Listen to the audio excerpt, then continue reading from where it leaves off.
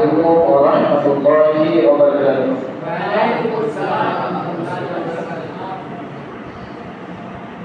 الحمد لله نحمده ونستعينه ونؤمن به ونتوكل عليه ونعوذ بالله من شرور أنفسنا ومن سيئات أعمالنا من يهده الله فلا مضل له ومن يضلله فلا هادي له ونشهد أن لا إله إلا الله وحده لا شريك له وأشهد أن محمدا عبده ورسوله أما بعد فإن خير الحديث كتاب الله وخير الحديث حديث محمد صلى الله عليه وسلم وشر الأمور محدثاتها وكل محدثات بدعة وكل بدعة ضلالة وكل ضلالة في النار فقد قال الله تعالى في كلامه المجيد وفرقانه الحميد أعوذ بالله من الشيطان الرجيم بسم الله الرحمن الرحيم الذين يؤمنون بما أنزل إليك وما أنزل من قبلك وبالآخرة هم يوقنون بسم الله الرحمن الرحيم وأقيموا الصلاة وآتوا الزكاة وما تقدموا لأنفسكم من خير تجدوه عند الله إن الله بما تعملون بصير وقال تعالى بسم الله الرحمن الرحيم إنما المؤمنون الذين إذا ذكر الله وجلت قلوبهم وإذا تليت عليهم آياته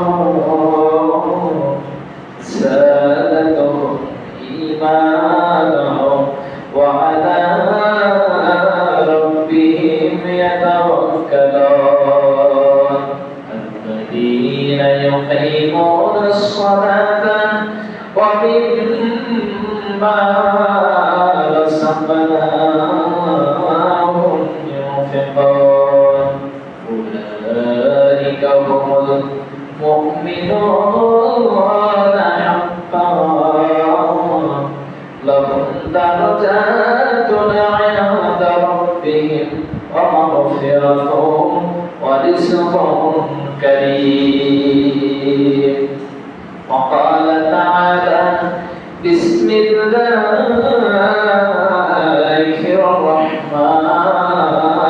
الرحيم قل إن كان آباؤكم وأبناؤكم وإخوانكم وأزواجكم وعشيرتكم وأموال افترضتموها وتجارة تخشون كسادها ومساكن ترضونها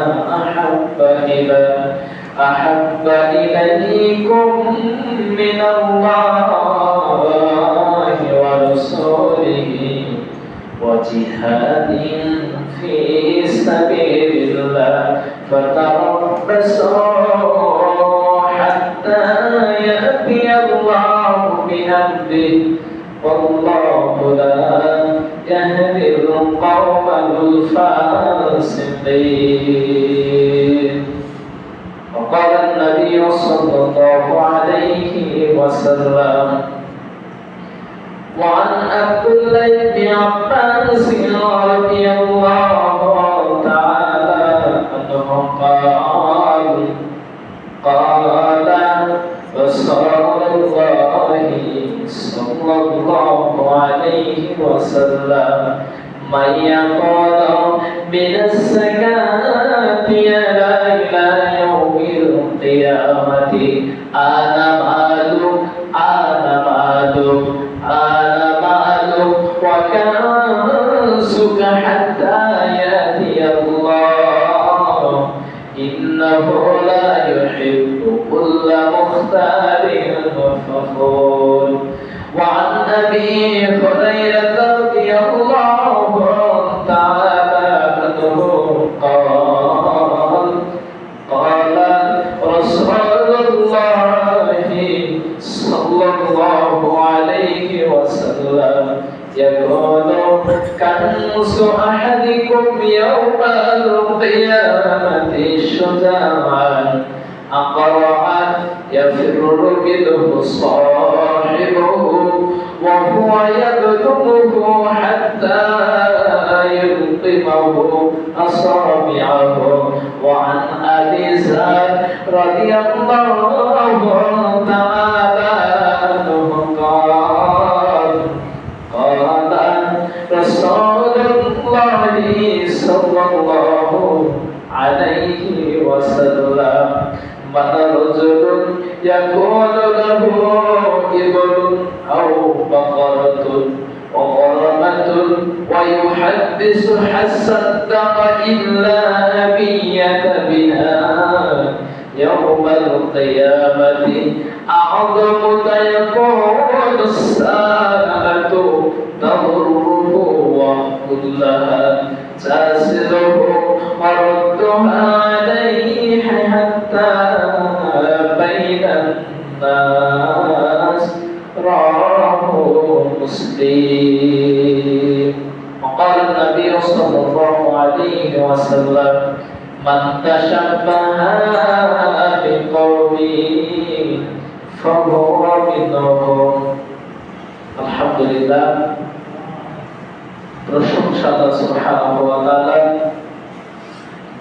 যার অশেষ মেহেরবানিতে দীর্ঘ বিরতির পর প্রায় 2 জুমার পর যে মহান রব্বুল ইজ্জত ওয়াল জালাল তার এই বান্দাকে তার এই পবিত্র ঘর মসজিদের মিম্বারে উঠে কিছু কথা শেয়ার করার তৌফিক দান করলেন, সে মহান রব্বুল ইজ্জত ওয়াল জালালের দরবারে শুকরিয়া আদায় করে বলছি আলহামদুলিল্লাহ।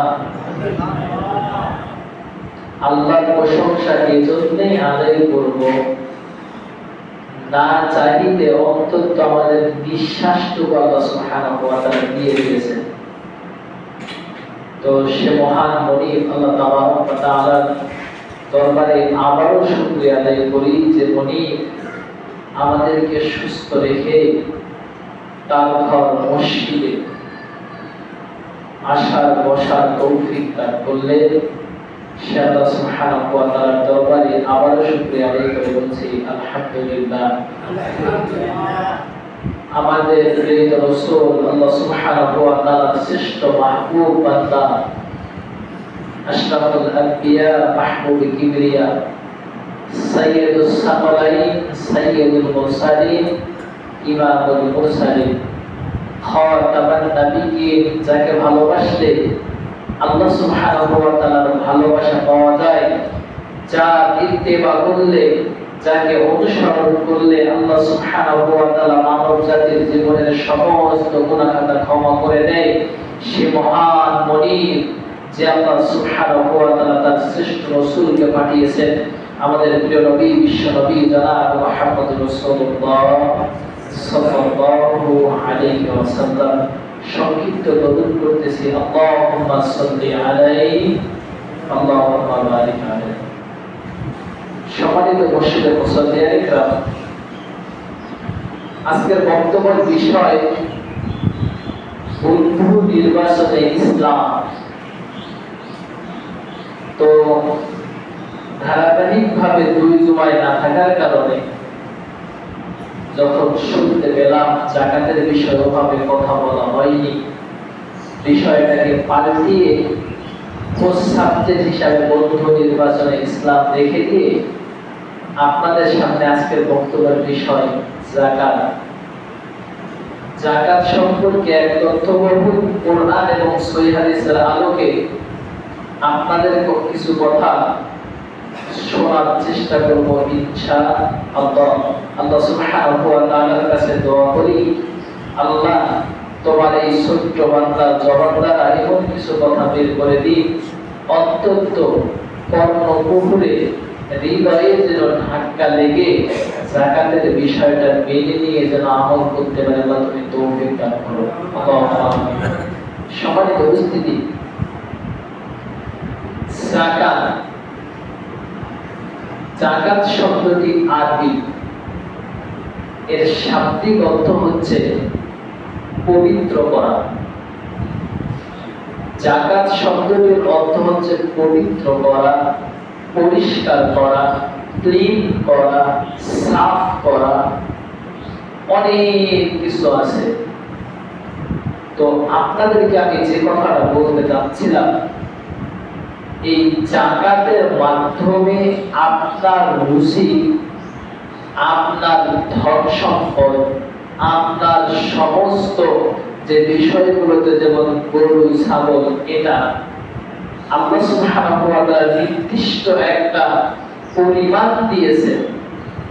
এই নির্দিষ্ট পরিমাণকে পবিত্র করার জন্য যে মাধ্যম আল্লাহ সুবহানাহু ওয়া তাআলা দিয়েছেন, তার উল্লেখযোগ্য নামটি হচ্ছে যাকাত। সম্মানিত উপস্থিতি, ছোট্ট একটা উদাহরণ দিলে যাকাতটা আরো বুঝতে পারবো। ধরে নিন আপনি 500 টাকার গজ দিয়ে একটা কাপড় কিনেছেন, শার্ট অথবা পাঞ্জাবি। তো কেনার পর যখন আপনি 2 দিন, 3 দিন, 4 দিন, 5 দিন ব্যবহার করবেন, এই কাপড়টার ভিতরে জাম ধরে আপনার কি বলে অপরিষ্কার লেগে যায়, ময়লা হয়ে যায়, দেখতে ভালো লাগে না। পক্ষান্তরে আসি, এই কাপড়টা যদি 2 লক্ষ টাকা গজও হয়, আর এই কাপড়টা যদি আপনি 1 দিন, 2 দিন, 4 দিন, 5 দিন ব্যবহার করেন, এই কাপড়টা অপরিষ্কার হয়ে যায়। এই কাপড়টাকে পরিষ্কার করার জন্য আমরা সাধারণত ব্যবহার করি হুইল পাউডার অথবা কাপড় ধোয়ার সাবান, অথবা বিভিন্ন ভাবে আমরা কাপড়টাকে পরিষ্কার করার চেষ্টা করি। তাহলে কাপড় পরিষ্কার করার জন্য যে মাধ্যমটা ব্যবহার করা হয়, এটা হচ্ছে সাবান, হুইল পাউডার, এর জাতীয় জিনিস, অর্থাৎ ক্ষার জাতীয় জিনিস। আগে দেখতাম বাড়িতে আপনার কিছু ছাই ডালিতে দিয়ে ওখানে পানি দেওয়া হতো, ওই পানিটা লাল বের হতো, ওটা দিয়ে কাপড় ধুতো। মানে খাল জাতীয় জিনিস হলে কাপড় পরিষ্কার হয়, তো এর মাধ্যমে কাপড় পরিষ্কার করা হয়। সম্মানিত উপস্থিতি, আপনি আপনার স্ত্রীকে একটা সুন্দর একটা গহনা বানিয়ে দিয়েছেন। 10 বছর 20 বছর পর এই গহনাটার মধ্যে আকার আকৃতি অর্থাৎ দেখতে একটু কালচে বর্ণের চলে আসে। তখন আমরা যদি এটা যিনি জুয়েলার্সের দোকানে নিয়ে গিয়ে যদি এটাকে নির্দিষ্ট, এটা আবার সাবান দিয়ে ধুলে হবে না, নির্দিষ্ট একটা কোনো কিছু দিয়ে যখন আপনার জুয়েলার্সের ওই লোকটি ঠিক মতো পরিষ্কার করে দেবে, আবার ঝকঝকে হয়ে যাবে। এটা হচ্ছে সেটাকে পরিষ্কার করার মাধ্যম। সম্মানিত উপস্থিতি, আপনাকে আরেকটু বোঝাই। ধরে নিন আপনি আপনার বাড়ির মধ্যে একটা গ্রিল দিয়েছেন, তো এই গ্রিলটা কিছুদিন পর জাম ধরে যায়। এই জামটাকে পরিষ্কার করার জন্য আমরা প্রথমে একটু সিরিজ কাগজ দিয়ে ঘষে নিই বা কোনো কিছু দিয়ে আবার রং করে দিয়ে আবার দেখা যাচ্ছে আমরা এই গ্রিলটাকে পরিষ্কার করার জন্য নির্দিষ্ট একটা বিষয় ব্যবহার করা হয়, নির্দিষ্ট কোনো একটা কিছু। তো অনুরূপ ভাবে আমাদের যে আল্লাহ সুবহানাহু ওয়া তাআলা রুজি দিয়েছেন, আমাদেরকে আল্লাহ সুবহানাহু ওয়া তাআলা ধন সম্পদ দিয়েছেন, এই ধন এবং সম্পদগুলোকে আল্লাহ সুবহানাহু ওয়া তাআলা পরিষ্কার করার জন্য যে পথ এবং পন্থা অবলম্বন করেছেন তার নাম হচ্ছে যাকাত। সম্মানিত উপস্থিতি, যাকাত বুঝলাম। এবার আসল, অনেকে বলে হুজুর ওষুধের ধান, ওষুধটা কি? ওষুধটা আসলে কি? যাকাত তো বুঝলাম, ওষুধ বলা হয় এটা মাপার পরিমাণটাকে ওষুধ বলা হয়। যেমন 10 ভাগের 1 ভাগ ওষুধ শব্দটি ব্যবহার করা হয়েছে, মানে এটা একটা পরিমাণ। যেমন পাল্লা, ধান মাপতে হবে, মাথায় চলে আসে পাল্লা, ডিজিটাল পাল্লা লাগবে। অনুরূপ ভাবে ওষুধ বলা হয়, ওষুধ শব্দটি হচ্ছে 10 ভাগের 1 ভাগ। সম্মানিত উপস্থিতি, তার যাকাতটা আসলে কি? যারা ঘুমাচ্ছেন এভাবে হাঁটুতে হাত দিয়ে একটা লোক থাকতে পারবে না, অন্তত যে কয়েকদিন খুতবা দিব একেবারে সোজা হওয়া লাগবে। ভাই এদিকে তাকান, আপনাকে বলছি খেয়াল করুন, বিষয়টা একেবারে সেনসিটিভ। এখনো পর্যন্ত আমরা যাকাত দিলাম না কেন? বক্তব্য ভালো করে বোঝার চেষ্টা করতে হবে। যাকাত কি আনতে হবে? যাকাত কি তুলতে হবে? যাকাতের কি নির্দিষ্ট লোক লাগবে? এটা পবিত্র কোরআনুল কারীম বর্ণনা করবে। আপনাকে আমি বোঝানোর চেষ্টা করি। সূরা আনফাল আয়াত নাম্বার 2, 3, 4 ভালো করে বোঝার চেষ্টা করি। শুধু সবাই কিন্তু স্বল্প, আর ওষুধ এবং যাকাত দেওয়ার সময়টাও চলে যাচ্ছে অলরেডি, এজন্য শুধু অনুবাদ করতেছি। আল্লাহ বলছে ইন্নামাল মুমিনুনা আল্লাযীনা ইযা যুকিরাল্লাহ, তারাই প্রকৃত মুমিন হবে। এবার খেয়াল করেন, মুমিন কারা? মুমিন কারা? আল্লাহ বলছে ইযা যুকিরাল্লাহ, মুমিনের হৃদয়টা আল্লাহর জিকিরে থাকবে, সব সময়ের জন্য গুনগুন করে বলবে সুবহানাল্লাহ, আলহামদুলিল্লাহ, ওয়ালা ইলাহা ইল্লাল্লাহ, আল্লাহু আকবার। অথবা পবিত্র কোরআনুল কারীমের আয়াত যখনই মুমিন গুনগুন করবে তখনই অন্য কিছু নয়, তারা এভাবে হয়তো আল্লাহর শানে কিছু গান ভজন এটাই বলার চেষ্টা করবে। এটা মুমিনের একটা বৈশিষ্ট্য। আল্লাহ বলছেন ওয়াসিলাত কুলুবুহুম, মুমিনের হৃদয়টা সব সবার জন্য কম্পিত থাকবে, মুমিনের হৃদয়টা সব সবার জন্য প্রকম্পিত থাকবে, মুমিন সব সবার জন্য ভীরু থাকবে। এরপরে আল্লাহ সুবহানাহু ওয়া তাআলা বলছে ওয়া ইযা তুলিয়াত আলাইহিম আয়াতুহু, যখন মুমিনের সামনে কোন কোরআনের আয়াত তেলাওয়াত করা হবে, কোরআনের বা হাদিসের কোন কথা বলা হবে, মুমিনের হৃদয়টা কেঁপে উঠবে। এরপরে আল্লাহ বলছে সাদাতুহু, এটা বাড়তে থাকবে। সাদা মানুষ বলে না জিয়াদা সুন্দর, অনেক সুন্দর। তো সাদাতুহু আল্লাহ বলছে এটা বাড়তে থাকবে। যখন কোরআনের কোন আয়াত বলা হবে, হাদিস বলা হবে, কোন ব্যাখ্যা করা হবে, তখন মুমিনের হৃদয়টা ঈমানটা বাড়তে থাকবে। বাড়তে বাড়তে কোথায় যাবে? এখান থেকে আমি যদি চলতে শুরু করি কোথায় যাব? হয় পার্বতীপুর, কোথায় যাব? রংপুর, এরপরে কোথায়? এরপরে ঢাকা, এরপরে কোথায়? শেষ সীমানা। তো আমি যেতেই থাকবো। আল্লাহ বলছে একটা নির্দিষ্ট গতি রয়েছে। ওয়া আলা রাব্বিহিম ইয়াতাওয়াক্কালুন। মুমিন হৃদয়ে বাড়তে বাড়তে, ঈমান বাড়তে বাড়তে মুমিন একটা শেষ প্রান্তে চলে গিয়ে বলবে ওয়া আলা রাব্বিহিম ইয়াতাওয়াক্কালুন। আমি কাউকে ভয় করি না, কাউকে আমি তাওয়াক্কুল করি না, কাউকে ভরসা করি না, একমাত্র ওয়া আলা রাব্বিহিম ইয়াতাওয়াক্কালুন, আল্লাহ সুবহানাহু ওয়া তাআলা ব্যতীত। মানে মুমিনের হৃদয় বাড়তে বাড়তে তারা এত বেশি ঈমানওয়ালা হবে, তারা বলবে ওয়া আলা রাব্বিহিম ইয়াতাওয়াক্কালুন, আমি আল্লাহ ছাড়া কাউকে ভরসা করতে পারি না। এটা হচ্ছে মুমিনের বৈশিষ্ট্য। এক নাম্বার, মুমিন জিকির করবে। দুই নাম্বার, মুমিন পবিত্র কোরআনুল কারীমের আয়াত শুনবে, তেলাওয়াত করবে, বলবে বা পড়বে।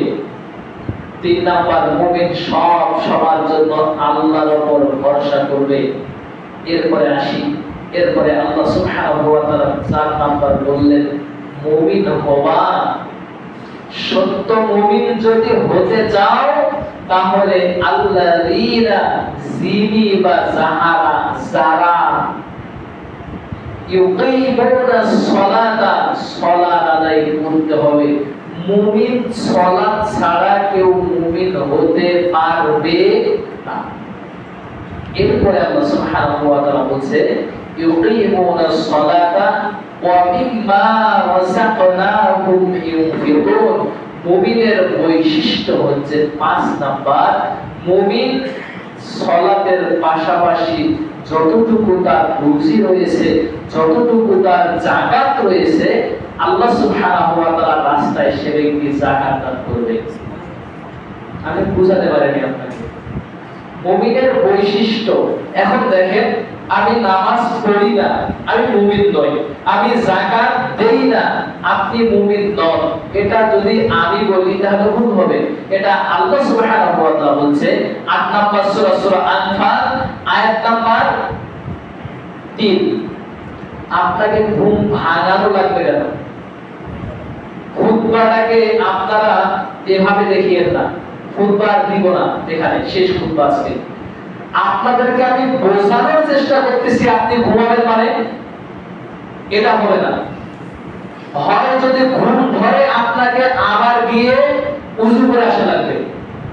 আপনার জন্য আমি কথা বলতেছি, তাহলে আমার দরকার কি ছিল? বাদ দেন, বলে দিই সুবহানাল্লাহি ওয়া বিহামদিহি আশহাদু আল্লা ইলাহা ইল্লাল্লাহ আস্তাগফিরুকা ওয়া আতুবু ইলাইহি। বাদ দেন। আপনাদেরকে আমি বোঝানোর চেষ্টা করতেছি, সম্মানিত দিনী ভাই, সময়টাকে একটু মূল্যায়ন করার চেষ্টা করুন। আমাদের সবচেয়ে আমরা হতভাগা যাকাতটা বুঝি না। যাকাত মানে বুঝি হলো আমার ধান এখান থেকে আমি দিয়ে দিব। এটা কেমন হয়ে গেল? আল্লাহ বলছে এটা তোমার নয়, এটা তোমার নয়। আপনি খেয়াল করুন, রাসূল সাল্লাল্লাহু আলাইহি ওয়াসাল্লাম বলেছেন, আবি হুরায়রা রাদিয়াল্লাহু তাআলা আনহু قال رسول الله صلى الله عليه وسلم يكون كنز احدكم। আবু হুরায়রা বলছে, তোমাদের কারো সংরক্ষিত মাল, এই যাকাতের যে মালটা আপনি রেখে দিয়েছেন, এখনো পর্যন্ত আপনার বাড়ির মধ্যে রেখে দিয়েছেন যে যাকাতের মালটা, মানে এটা মনে করছেন এটা তো আমার। কিন্তু আল্লাহ রাসূল সাল্লাল্লাহু আলাইহি সাল্লাম বলেন যে মালটা যে ব্যক্তি রেখে দিয়েছে, আল্লাহ সুবহানাহু ওয়া তাআলা বলেছে আহাদুকুম ইয়াউমাল কিয়ামতি, কিয়ামতের দিন এই মালটা কি হবে জানেন? যারা ঘুমাচ্ছেন এবার আপনাকে বলছি খেয়াল করার বিষয়টা, এই ধন সম্পদটা, এই যাকাতটা হবে সুজাআন আকরাউ। আল্লাহ বলছেন, আল্লাহ রাসূল বলছে যে সাপটা যত বিষ থাকবে তো এই জায়গাটা তার প্রখর থাকবে।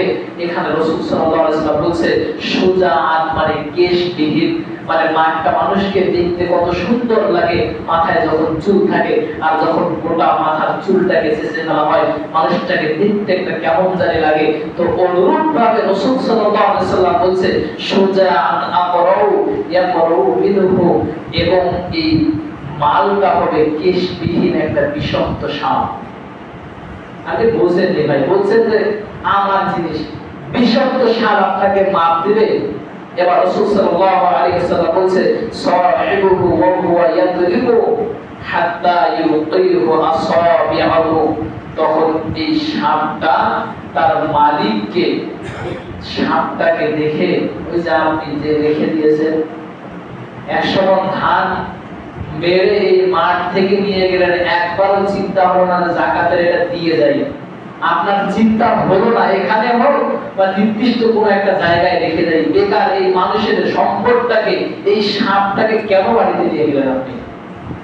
আপনি মনে করছেন যে আলহামদুলিল্লাহ বেঁচে গেলাম, ধান শুকে গেছে। তো আপনাকে বলছি, আল্লাহ রাসূল সাল্লাল্লাহু আলাইহি ওয়াসাল্লাম বলছে যে এই সাপটাকে যখন দেখবে তখন পালাতে শুরু করবে। কিয়ামতের মাঠে, ইয়াউমাল কিয়ামা, কিয়ামতের মাঠে পালাবে। আপনি কিয়ামতের মাঠের ব্যবহার বুঝতে পারছেন? কিয়ামতের মাঠটা কেমন হবে? আল্লাহ সুবহানাহু ওয়া তাআলা সূরা ফাজরের মধ্যে বলছে ওয়াজা রাব্বুকা ওয়াল মালাকু সাফফান সাফফা, কিয়ামতের মাঠে তোমার মালিক, তোমার প্রতিপালক চতুর্দিক থেকে ফেরেশতাদেরকে সারিবদ্ধ করে রেখে দিয়েছে। সারিবদ্ধ করে ফেরেশতাদেরকে রেখে দিয়েছে। আপনি পালাবেন কোথায়? আপনি একটু বিবেক খাটান ভাই, আবার বলছি আপনি একটু বিবেক খাটান। ওই দিন মানুষ পালাতে থাকবে সাপটাকে দেখে। সাপটা আসলে কি ছিল? আপনার যাকাতের সম্পদটা। এরপর রাসূল সাল্লাল্লাহু আলাইহি ওয়াসাল্লাম বলছে ওয়া হুয়া ইয়াতলুবুহু হাত্তা ইউতি আসাবিয়া, যখন পালায়ন করবে কিন্তু সাপটা তাকে অনুসন্ধান করতে থাকবে, মানে তার পিছনে ধাওয়া করতে থাকবে, তার পিছনে সাপটা ধাওয়া করতে থাকবে। এরপরে বলছে হাত্তা ইউতিহি, এবং ওই সাপটা তাকে ধরে নেবে। ওই সাপটা তাকে এভাবে ধরে নেবে আর বলতে থাকবে আনা মালুক আনা কানসু, আমি তোমার সেই সঞ্চিত যাকাত যেটা তুমি এই মাদ্রাসার মাঠে, অর্থাৎ এই মাঠের ধানটা শুকিয়ে তোমার গোডাউনে রেখে দিয়েছিলে, ঠিকমতো না খেতেই মারা গেলে, এরপরে এই মালটা তোমার সন্তানরা ভাগাভাগি করে নিল, এই মালটা আমি সেই তোমার সাপ আনা মালুক। মনে করো সেদিনের কথা যেদিন তুমি আমাকে শুকিয়ে তোমার ঘরে সাপটাকে নিয়ে গেল, আমি তোমার সেই সাপ আনা কানসু, আমি তোমাকে ধ্বংস করতেছি। নাউযুবিল্লাহি মিন যালিক। আপনি বুঝেন না। এখন যদি বলে যাকাত দেওয়া লাগবে, হুজুর যত মানে আমাদের হলো ফতুয়াবাজি, এটা অমুকের অমুক দিতে কত টাকা লাগছে, আপনি আবার করিয়েন না। কে করতে বলছে আপনাকে? বলেন। আপনি আবার করলেন না, করবেন না, আপনি দিতে পারবেন না, করিয়েন না। আপনি বোঝার চেষ্টা করেন। আপনি আমাদেরকে মানে ধোঁকা দেওয়া একেবারেই সহজ, কোনো সমস্যা নেই। বললেন যে 5 বিঘা মাটিতে 100 মণ ধান হয়েছে, ওখান থেকে ধান কাটতে 20 মণ চলে গেছে, ধানে স্প্রে করতে 20 মণ আপনার যাকে দিয়েছি, মানে লাস্টে দেখা যাচ্ছে হিসাব দিয়ে দিলে যে আমার মাত্র 5 মণ আছে, এখন কি যাকাত দিব? আমাদেরকে হিসাব বুঝিয়ে দেওয়া অনেক সহজ। আল্লাহ বলছে ওয়ামাকারু ওয়ামাকারাল্লাহ আল্লাহু খায়রুল মাকিরিন। হে বান্দা শোনো, তুমি যে কোনো কৌশল দিয়ে আমার বান্দাকে বুঝিয়ে দিতে পারো, কিন্তু তোমরা জানো না আমি আল্লাহ সুবহানাহু ওয়া তাআলা বলছি ওয়ামাকারু ওয়ামাকারাল্লাহ, তোমার যেখানে কৌশল শেষ, আল্লাহ বলছে আল্লাহু খায়রুল মাকিরিন, সেখান থেকে আমার কৌশল শুরু। সুবহানাল্লাহি ওয়া বিহামদিহি। সম্মানিত উপস্থিতি, আশা করি বিষয়টা বুঝতে পারতেছেন। কিয়ামতের মাঠে সাপ হবে আপনার সেই সম্পদ যেটাকে আপনি নিয়ে গেছেন শেষ পর্যন্ত খেতেই পারেননি, তার আগে মারা গেছে। এবার খেয়াল করুন, তাহলে হুজুর যাকাতটা দিব কবে? যাকাতটা দেওয়া লাগবে কবে? আল্লাহ সুবহানাহু ওয়া তাআলা বলছে খুদ মিন আমওয়ালিহিম, আল্লাহ রাসূল সাল্লাল্লাহু আলাইহি ওয়াসাল্লাম বলছে তাকে বলা হলো সূরা আত-তাওবা আয়াত নাম্বার 103। হুজুর যেন বানিয়ে না বলে, ওই যে ভিডিও হচ্ছে, পারলে ভিডিওটা নিয়ে প্রমাণ হিসাবে। খুদ মিন আমওয়ালিহিম, মুহাম্মদ রাসূলুল্লাহ সাল্লাল্লাহু আলাইহি ওয়াসাল্লামকে আল্লাহ বলছে, হে নবী আপনি তাদের মালগুলোকে গ্রহণ করুন। খুদ মিন আমওয়ালিহিম সাদাকাতুন তুতাহহিরুহুম ওয়া তুযাক্কিহিম বিহা ওয়া সাল্লা আলাইহিম ইন্না সালাতাকা সাকানা লাহুম আল্লাহু সামিউন আলিম। আল্লাহ রাসূলকে বলা হলো তুমি তাদের সম্পদগুলো থেকে যাকাত গ্রহণ করো। আল্লাহ রাসূলকে বললেন তুমি যাকাত গ্রহণ করো। এই বিষয় নিয়ে আপনাদের একটা হাদিস বলি, যারা ঘুমাচ্ছেন এইদিকে আমার দিকে, আপনি ঘুমাতে আসতে পারেন না, একটু খেয়াল করেন ভাই। ঘুম ধরবে, এটা স্বাভাবিক, কিন্তু ঘুমটাকে একটু ওভারটেক করার চেষ্টা করুন। ও ঘুম ধরবে না কেন? আগামীকালকে তো আবার খেলা দেখছেন রাতে নাকি, এরকম চিন্তা। খেয়াল করেন বিষয়টা ভালো করে। আপনি আল্লাহ এবং আল্লাহ রসুলের কথা বলতে গেলে আপনার ঘুম ধরে, আর আপনি জেগে আছেন, জেগে খেলা দেখতেছেন, বিশ্বকাপ ফুটবল, ওটা পরে হবে। এখন কথা শুনেন ভালো করে। কথাটা দেখেন, আল্লাহ রাসূল সাল্লাল্লাহু আলাইহি সাল্লামের যুগে একজন সাহাবা, তার নাম হচ্ছে উম্মে সালামা রাদিয়াল্লাহু তাআলা আনহু। ভালো করে বোঝার চেষ্টা করেন, পরে যাকাত দিলে আর হবে না। সালামা রাদিয়াল্লাহু তাআলা আনহু তিনি আল্লাহ রাসূলের কাছে এসে বলতেন, ইয়া রাসূলুল্লাহ একটু দোয়া করেন, আল্লাহ যেন আমাকে একটু সম্পদের মালিক করে দেয়। আল্লাহ রাসূল সাল্লাল্লাহু আলাইহি ওয়াসাল্লাম মুখটা ঘুরিয়ে দিলেন। আবার ওই ব্যক্তি আবার পরের দিন এসে বলছে, ইয়া রাসূলুল্লাহ আপনি আমাকে একটু সম্পদের মালিক করে দেন। তো যখন 3 দিন 4 দিনের কথা বলছে, আল্লাহ রাসূল সাল্লাল্লাহু আলাইহি ওয়াসাল্লাম দোয়া করতেছে, আল্লাহুম্মা আশহাদু আস-সালাবাতু আস-যাকাতা, আল্লাহ আমার সালাবা যেন যাকাত দিতে পারে এরকম সম্পদের মালিক করে দাও। সুবহানাল্লাহ। দোয়া করতেছেন মুহাম্মদ রাসূলুল্লাহ সাল্লাল্লাহু আলাইহি ওয়াসাল্লাম। যখন এই দোয়া করলেন, সাহাবাকে দুইটা, একটা হলো পুরুষ একটা হলো মহিলা, এরকম দুইটা দুম্বা তাকে দেওয়া হলো। দুম্বা দিয়ে সাহাবা চলে গেল। সম্মানিত উপস্থিতি, ধন সম্পদ মানুষকে আল্লাহ এবং আল্লাহ রাসূল থেকে বিমুখ করে। প্রমাণ সূরা মুনাফিকুনের মধ্যে আল্লাহ সুবহানাহু ওয়া তাআলা বলেছে, ইয়া আইয়ুহাল্লাযীনা আমানু লা তুলহিকুম আমওয়ালুকুম ওয়ালা আওলাদুকুম আন যিকরিল্লাহ। এই ধন সম্পদ আর সন্তান সন্ততি আল্লাহ থেকে বিমুখ করে। আপনি খেয়াল করুন কথাটা। তো সাহাবা রাদিয়াল্লাহু তাআলা তিনি চলে গেছেন, তো বাড়িতে গিয়ে কিছুদিন পর তার এই দুম্বা থেকে অনেক দুম্বা হয়ে গেছে। তো দেখা যাচ্ছে সাহাবা রাদিয়াল্লাহু তাআলা এদের পিছনে পড়ে, এই ধন সম্পদ এই দুম্বাগুলোর পিছনে পড়ে সে দেখা যাচ্ছে আগে 5 ওয়াক্ত সালাত মসজিদে আসতো, এখন 2 ওয়াক্ত আসতে পারে না। তো সাহাবায়ে কেরামদেরকে দিয়ে আল্লাহ রাসূল সাল্লাল্লাহু আলাইহি ওয়াসাল্লাম খোঁজ করিয়ে দিলেন, দেখো তো কি করতেছে।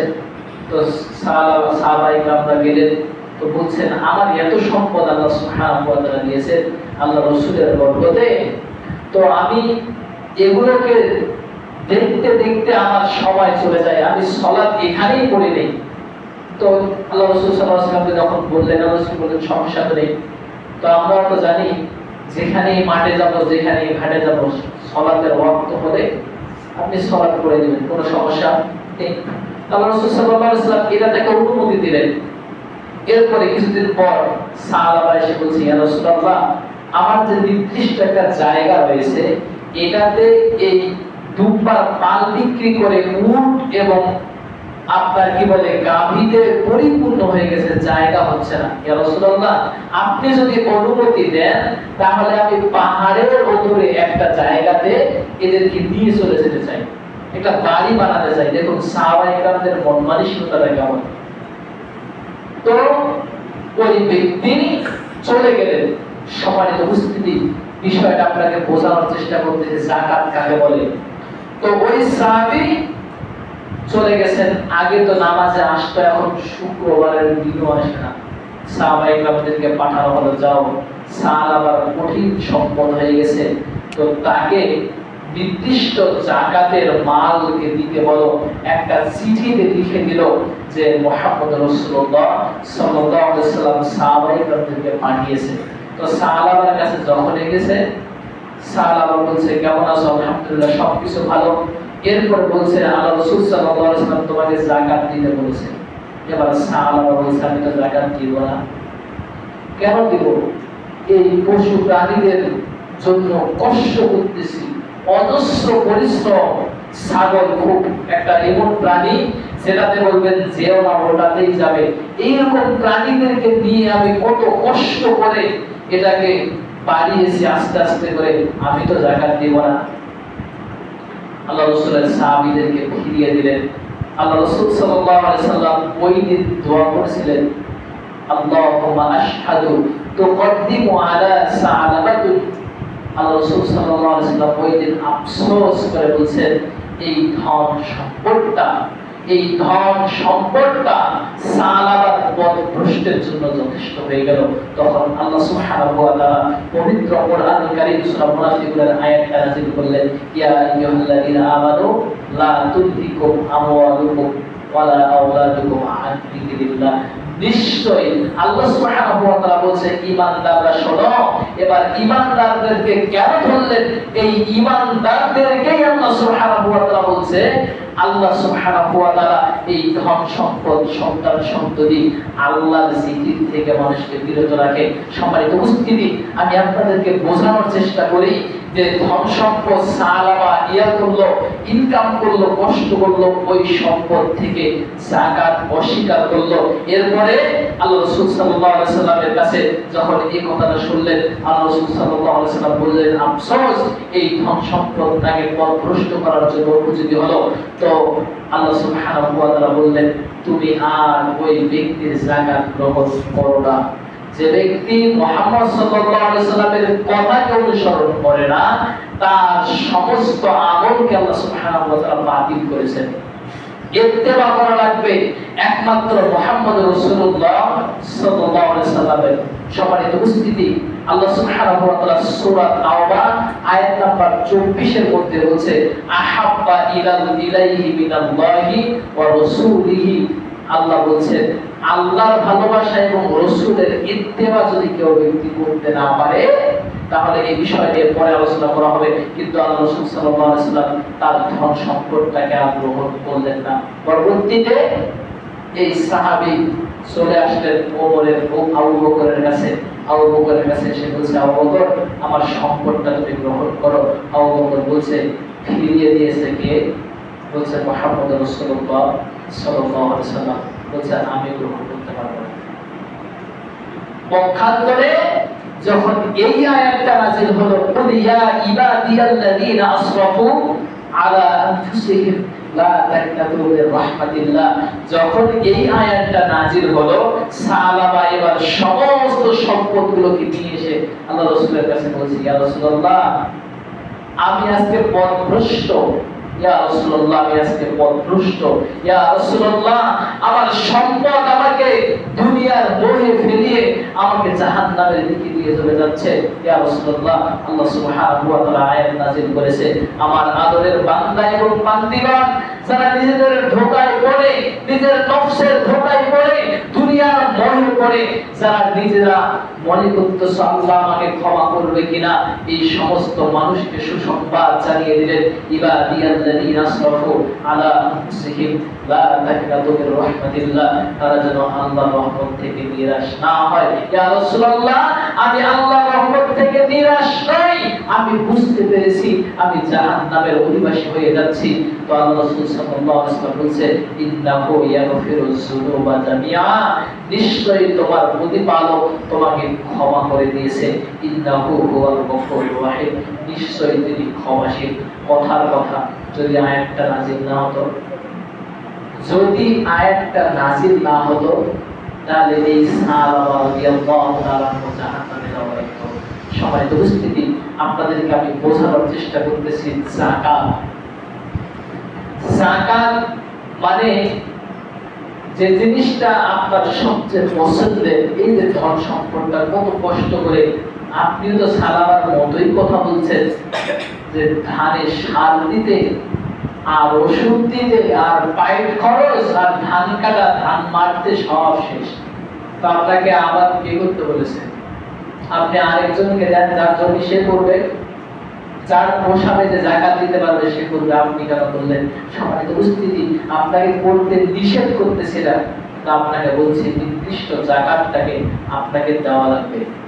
সম্মানিত উপস্থিতি, আমরা কিছু লোক দেখি, উদাহরণটা আগেও দিয়েছিলাম, আজকে আবার দিচ্ছি, উদাহরণটা ভালো করে বোঝার চেষ্টা করিয়ে, সবাই তো মনে হয় পার হয়ে গেছে উদাহরণটা। বা আপনাদেরকে বলছি, যারা যাকাত এখনো পর্যন্ত দেননি, যাকাতের সম্পদটা বাড়িতে রেখে দিয়েছেন, যদি কোরআন বিশ্বাস করেন, বুকে হাত দেন, পারলে হাত দিয়ে বলে কোরআন বিশ্বাস করি, আখিরাতকে বিশ্বাস করি, তো আখিরাতকে যদি বিশ্বাস করে যতটুকু মাপ হয় অতটুকু আপনি যাকাত বাড়ি থেকে বের করে অন্তত মাদ্রাসায় পৌঁছে দিয়ে, আমরা খাবো না, এটা আমরা যাদেরকে দেওয়ার হকদার। আল্লাহ সুবহানাহু ওয়া তাআলা সূরা তাওবা আয়াত নাম্বার 60 এর মধ্যে বলেছে যাকাত কারা খাবে, এটা ইন্নামা সাদাকাতুল লিল ফুকারা ওয়াল মাসাকিন, এই যারা খাবে তাদেরকে দেওয়া হবে। সম্মানিত উপস্থিতি, আর যদি বলে আমি কিয়ামতকে বিশ্বাস করি না, আখিরাতকেও বিশ্বাস করি না, মুহাম্মদ সাল্লাল্লাহু আলাইহি ওয়াসাল্লাম কবে আসছে কবে মারা গেছে এটাও বিশ্বাস করি না, তো আপনি যদি এরকম চিন্তা করেন, আপনি যাকাত খাবেন তো খাবেন, যদি মাদ্রাসায় কেউ যাকাত দেয় আপনি চেয়ে নেবেন যে ভাই ওই যাকাতটার খাবারটাও পাবেন, আপনি নিয়ে নেন। সম্মানিত উপস্থিতি, এই অপবিত্র এই জিনিসটা আপনার কাছে অপবিত্র। খেয়াল করুন, একটা হাড্ডি, একটা হাড় যেটা আপনি খেতে পারেন না, আপনার কাছে অপ্রয়োজনীয়, কিন্তু একটা আপনার কি বলে কুকুর, তার কাছে একটা প্রয়োজনীয়। আপনার কাছে যেটা গ্রহণযোগ্য নয় সেটা কুকুরের কাছে একটা ভালো খাদ্য। আবার বোঝাচ্ছি যে হাড়টা আপনি খেতে পারলেন না, সেটা আপনার কাছে ভালো খাবার নয়, ওটাকে আপনি কুকুরকে দেন, আর কুকুরের এটা হচ্ছে শ্রেষ্ঠ খাবার। এর মানে আমি আপনাকে বোঝানোর চেষ্টা করি, যেটা আপনার জন্য মানে গ্রহণযোগ্য নয় আরেকজনের জন্য ভালো, এর মানে আপনি বুঝিয়ে না যারা যাকাত খায় তারা কুকুর, এরকম বোঝাতে চাচ্ছে না। আমি বলছি আপনার কাছে যাকাতটা হচ্ছে অপবিত্র, যাকাতটা হচ্ছে আপনার সম্পদটাকে পবিত্র করার মাধ্যম, আর যিনি খাবে তার জন্য এটা গ্রহণযোগ্য। আল্লাহ সুবহানাহু ওয়া তাআলা আমাদের প্রত্যেকটা মানুষকে যাকাতগুলো বের করে দেওয়ার তৌফিক দান করুন, আল্লাহুম্মা আমিন। আমি আবারও বুঝে দিচ্ছি, এর মানে আপনি বুঝিয়েন না যে হুজুর বলল তাহলে যাকাত তো নেওয়া যাবে না, যারা খাবে তারা কুকুরের মতো, এটা আমি বোঝাই নাই। আমি উদাহরণ দিয়ে বোঝাতে চাইছি যে যেটা যদি আপনার জন্য গ্রহণযোগ্য নয়, আপনি খেতে পারতেছেন না, সেটা আরেকটা প্রাণীর জন্য সবচেয়ে ভালো খাদ্য। সম্মানিত উপস্থিতি, যাকাতটা আপনি বের করে দেওয়ার চেষ্টা করেন, আল্লাহুম্মা আমিন। আল্লাহ সুবহানাহু ওয়া তাআলা প্রত্যেকটা মানুষকে যাকাতগুলো দেওয়ার তৌফিক দান করুন, আল্লাহুম্মা আমিন। আরেকটা কথা, এবার আসি বেসিক বিষয়।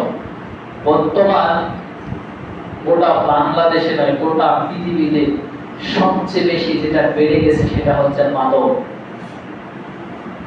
গত প্রায় 7 থেকে 8 জুমা আগে আপনাদের প্রত্যেকটা মানুষকে বলছিলাম, ভাই মসজিদ কমিটি আলাদা জিনিস, মসজিদ কমিটি সব জায়গায় গিয়ে নাক গলাতে পারে না, বিচার করতে পারে না, বিচার করা যায়ও না, করা সম্ভব নয়। তো আমরা একটা প্রস্তাব রেখে দিয়েছিলাম যে অন্তত আমরা কয়েকজন মিলে নয় সবাই মিলে একটা সংগঠন করি। এই সংগঠন আমার গ্রামে থাকবে, আমার গ্রামের সংগঠন, এখানে ভ্যান চালক, রিক্সা চালক, দিন মজুর যা আছে সবাই মিলে থাকবো। সভাপতি কি হবে যে একবারের জন্য বিড়ি টানে না, গুল টানে না, সিগারেট খায় না, মাদক কখনো সেবন করে না, এই মানুষটা সভাপতি থাকবে। সেক্রেটারি কে থাকবে, এই জাতীয় জিনিস, এই লোকগুলোকে এইভাবে দিয়ে দায়িত্ব দিয়ে নিজের গ্রামে একটা সংগঠন করুন। এই সংগঠনের মাধ্যমে আমি আপনাদেরকে বলছি, এটা আমার প্রস্তাব, কারণ আজকে আমরা টিভিতে দেখতেছি রামিসা হত্যা, কিছুদিন আগে আসিয়া হত্যা, সব কিছু মাদকের জন্যই হচ্ছে। তো এই যে আপনার পাশের ছেলে বা আপনার ভাইয়ের ছেলে বা আপনার ভাই বা আপনার ছেলে আজকে মাদকের সঙ্গে আসক্ত, আগামীকালকে আপনার স্ত্রীকে মানে নিজের মাকে যে সে ধর্ষণ করবে না, এর গ্যারান্টি কে দেবে? আমি বোঝাতে পারিনি মনে হয়। যে মাদক সেবন করে এই ব্যক্তিদের কাছে ছোট্ট মাসুম সন্তানদের কোনো কিছু মনে হয় না। কিছুদিন আগে তো নিউজ আসলো যে ছোট বাচ্চা লজ্জায় স্থান ব্লেড দিয়ে কেটে এরপরে সে বিরোধ করেছে। কে করেছে? একজন সাধারণ বিবেকবান মানুষ না, এটা করেছে একমাত্র মাদক সেবন যারা করে। তো আপনাদেরকে আমি বোঝানোর চেষ্টা করি, যদি এই সংগঠনটা আমাদের গ্রামে থাকে, তো এই আমাদের গ্রামের আন্ডারে যতগুলো মানুষ আছে, অন্তত আমরা চেষ্টা করব আমাদের গ্রামে কেউ মাদক যদি খায়, এর বিরুদ্ধে আমাদের যথাযথ ব্যবস্থা করতে হবে।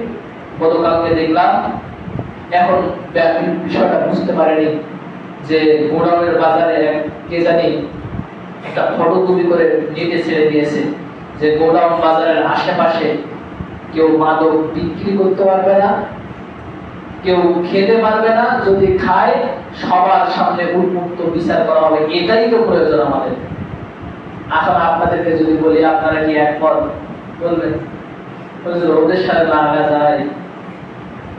ওমরের ঘটনা শুনে খেয়াল করুন, আলী রাদিয়াল্লাহু তাআলা বলছে, যখন বদরের প্রান্তে তাদের সংখ্যা 1000, মুসলমানদের সংখ্যা 313 জন, তো আলী রাদিয়াল্লাহু তাআলার ঈমানটা কেমন জানেন? একটু খেয়াল করেন। আলী রাদিয়াল্লাহু তাআলা বলছে যে ইয়া রাসূলুল্লাহ, যখন সাহাবায়ে কেরামরা ভয় করতেছে, আল্লাহ রাসূল ভয় করতেছে যে সাহাবায়ে কেরামরা কি তাদের বিপক্ষে যুদ্ধ করবে, তো আলী রাদিয়াল্লাহু তাআলার ঈমান বলছে, ইয়া রাসূলুল্লাহ আপনি বলেছেন যাদের ঈমান নেই তারা মুর্দা, কুল ইন্নাল আহইয়া ওয়াল আমওয়াত, যাদের জীবন আছে আর যাদের জীবন নেই, যারা জানে আর যারা জানে না, যাদের ঈমান নেই, কোরআন তাদেরকে মৃত বলেছে।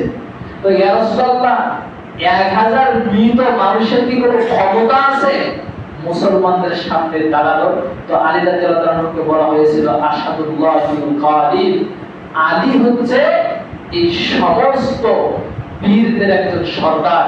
তো আলী রাদিয়াল্লাহু তাআলা বলছে আমি একাই প্রস্তুত এই 1000 মানুষের জন্য, মানে তাদের ঈমানের, এটা বলিয়ান ঈমানের বলে বলিয়ান হয়ে কথা। তো আপনাকে যদি বলি মাদক বিপক্ষে একটু দাঁড়াইলো, তো আপনি বলবেন ওরা অনেক বড় লোক, অনেক জায়গা ওদের নেটওয়ার্ক অনেক, আমি কি পারবো? আপনি পারবেন না কেন? চোর চুরি করে, চোর যত ক্ষমতাশীল হোক না কেন, চোর যদি কারো বাড়িতে ঢোকে, তো দেখবেন চোর ধরা পড়লে যে ব্যক্তি, চোরটা যদি 100 কোটি টাকার মালিকও হয়, একজন রিস্কাওয়ালা একটা জুতা খুলে তাকে মারে তার ক্ষমতা শেষ। তো আপনাকে আমি বোঝানোর চেষ্টা করতেছি, মাদক সেবন যারা করে, এখন আমাদের পিছনে কে আছে দেখেন তো। 1 নাম্বার আল্লাহ সুবহানাহু ওয়া তাআলা আছে, খেয়াল করেন। 2 নাম্বার বর্তমান বাংলাদেশ সরকার তারেক রহমান রয়েছে আপনার পিছনে। 3 নাম্বার আপনারা যিনি এমপি তিনি রয়েছে।